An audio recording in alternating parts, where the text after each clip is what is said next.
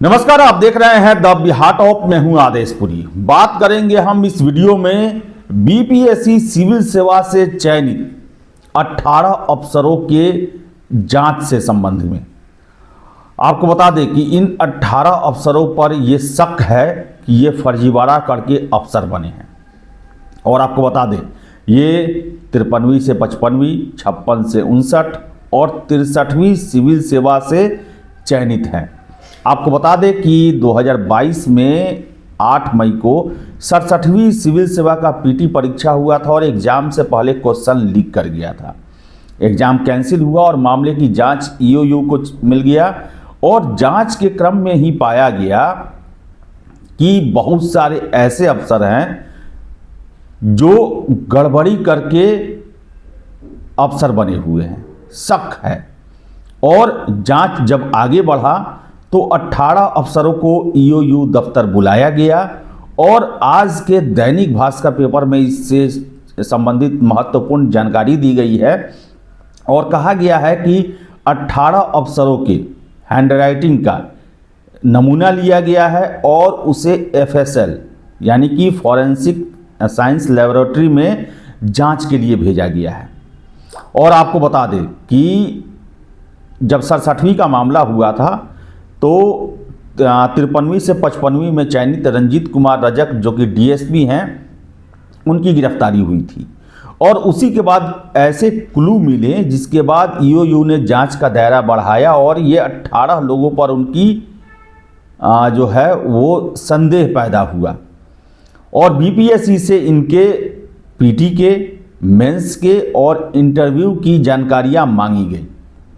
और मेंस के जब इनके पेपर देखे गए तो ईओयू का शक और बढ़ गया। और आपको याद होगा कि हमने 2022 में ही ये खबर किया था कि जब मेंस की कॉपियाँ, जो सूत्रों के हवाले से उस समय खबरें आई थी कि मेंस की कॉपियों को देखा गया तो अलग अलग सेंटर होने के बावजूद इन लोगों का क्रम संख्या प्रश्न का उत्तर देने का वो एक ही था। फिर से जो समानता है यानी कि एक ही तरह के मटेरियल, एक ही तरह के शब्द जो हैं इन सब पेपरों में दिए गए थे। फिर से मेंस का कॉपी जो है, जो छात्र मेंस देते हैं उन्हें पता है कि 3 घंटे का समय रहता है और 2 घंटे के बाद उनका हैंडराइटिंग ऐसा हो जाता है जो कि बाद में उन्हें दिखाया जाए तो उन्हें विश्वास नहीं होगा। जो लास्ट के जो उत्तर लिखे जाते हैं, खासकर जो पुराने पैटर्न में था कि चौथा 5वां उत्तर लिखा जाता है, वो हड़बड़ी में। और उसमें बताएं आपको कि जो खबरें निकली थी कि मोतियों की तरह अक्षर सजे हुए हैं और ये संभव नहीं है। और सभी छात्रों के ऐसे में उस समय प्रश्न उठा था कि क्या एक जगह बैठाकर या फिर एक एक करके आराम से मेंस की कॉपियाँ लिखी गई थी। एग्ज़ाम के बाद कुछ खेल हुआ था और यही जो है शक बढ़ा। और आपने कुछ सुना होगा कि साल भर पहले भी कि ईओयू ने बहुत सारे बीपीएससी से चयनित अधिकारियों को पूछताछ के लिए अपने दफ्तर भी बुलाया था। और पेपर में जो है वो बहुत सारी महत्वपूर्ण जानकारियां निकल के आ रही है। इसमें दिया हुआ है कि 67वीं बीपीएससी में ईओयू चार्जशीट दाखिल कर चुकी है। चार्जशीट को खंगाला गया तब कई परीक्षाओं में धांधली की बातें सामने आई। ईओयू जांच के क्रम में संदेह के घेरे में आए अधिकारियों का प्रोफाइल भी खंगाला। पता चला कि 56 से 59वीं बीपीएससी से चयनित अधिकारी का एक आईपीएस अधिकारी का भाई है। 63वीं बीपीएससी में चयनित एक महिला अभ्यर्थी बीपीएससी के एक पदाधिकारी की पत्नी है। वही 56 से 59 परीक्षा में चयनित एक अभ्यर्थी डीएसपी का बहनोई तो दूसरा डीएसपी का भाई है। इस फर्जीवाड़ा के दौरान डीएसपी रंजीत रजक के चयन की बात भी ईओयू के सामने आई। मालूम हो कि ईओयू 67वीं बीपीएससी प्रश्न पत्र लीक मामले की जांच शुरू की तब जांच एजेंसी को कई मेल मिले जिनमें बीपीएससी में हो रहे धांधली की पूरी जानकारी थी। आपको बता दें कि ऐसा नहीं है कि रंजीत रजक जो है वो बीपीएससी में ही उस पर शक है, बीएसएससी परीक्षा में भी वो जल जा चुका है और साथ ही साथ सिपाही परीक्षा को लेकर भी उसमें उसके खिलाफ जानकारी निकल रही है। आप देखिए इसमें दिया है क्या चीज़ कि 67वीं बीपीएससी प्रश्न पत्र लीक मामले में 9 मई 2022 को ईओयू में केस दर्ज हुआ। जांच के दौरान कृषि विभाग में सहायक और भागलपुर का रहने वाला राजेश कुमार की गिरफ्तारी हुई। राजेश ने अपने बयान में कहा कि उसके गिरोह में अविनाश तूफानी भी है। अविनाश ने राजेश से कहा कि डीएसपी रंजीत रजक से उसका परिचय है। उसने कहा कि सिपाही बहाली में ओएमआर ब्लैंक छोड़वा दीजिए, बाद में भरवाकर काम करवा देंगे। प्रति कैंडिडेट 6 से 7 लाख रुपए लगेंगे। और आपको बता दें, तूफानी ने यह भी कहा कि रंजीत रजक का डीएसपी में भी ऐसे ही हुआ था। तूफानी ने राजेश को रंजीत का भेजा हुआ व्हाट्सएप भी दिखाया, जिसमें रंजीत ने उसे ब्लैंक और बाद में भरा हुआ ओएमआर शीट भेजा था। 2012 में कर्मचारी चयन आयोग की भर्ती परीक्षा में प्रश्न पत्र लीक मामले में रंजीत रजक की गिरफ्तारी भी हुई थी।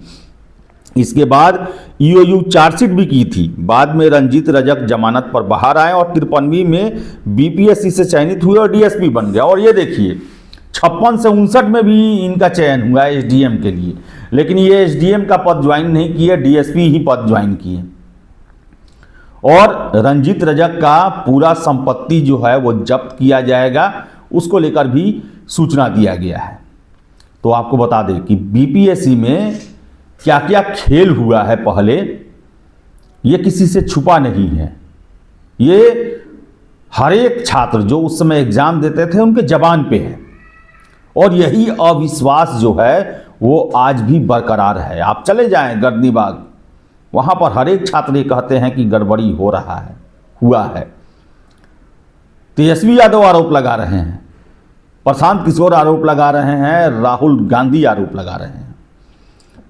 बिहार की परीक्षाओं पर किसी का विश्वास नहीं रहा। और सबसे बड़ा ये भर्ती एजेंसी है बीपीएससी। और समझिए यहां पर मेंस की कॉपियां लिखवाई गई हैं बाद में। और आपको बता दें कि छात्र नेता दिलीप के द्वारा ये हमेशा से बातें उठाई गई हैं।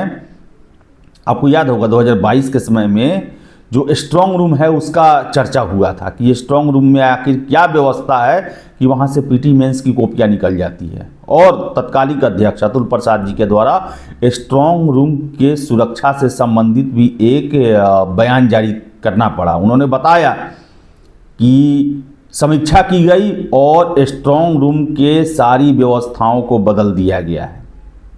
डिजी लॉकर और क्या क्या जो है उसका बात हुआ उस समय, लेकिन उससे पहले खेल हो चुका है। 53 से 55 में रंजीत रजक डीएसपी बना, 56 से 59 में एसडीएम बना। और आपको बता दें कि 2012 में बीएसएससी का एग्ज़ाम था और उसी समय रंजीत रजक की गिरफ्तारी हुई और ईओयू ने सरकार को पत्र लिखा, ये दागी व्यक्ति है, इसे आप डीएसपी जैसे पद पर ज्वाइनिंग न करवाएं। लेकिन 2014 में जीतन राम मांझी जी सीएम बने, उस समय रंजीत रजक की ज्वाइनिंग हो गई।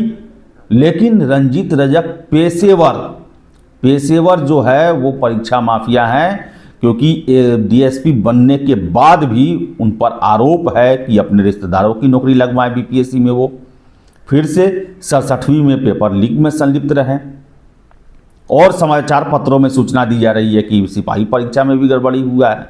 और खुद रंजीत रजक का जो है डीएसपी का में चयन इसी तरह हुआ है, ऐसा समाचार पत्रों में दिया गया है।